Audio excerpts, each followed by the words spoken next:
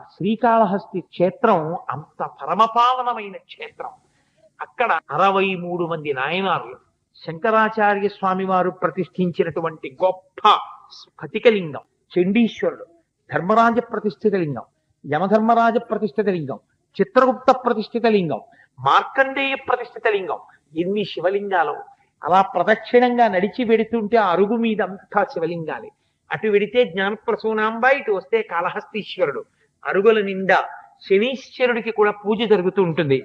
ఇక్కడ పంచముఖ నాగేంద్రలింగంగా నేను వచ్చి వెలిశాను కాబట్టి రాహుకేతువులు ఇక్కడికి వచ్చి ఎవరు దర్శనం చేసుకుంటారో వాళ్ళని బాధించరు అని వరణించాడు.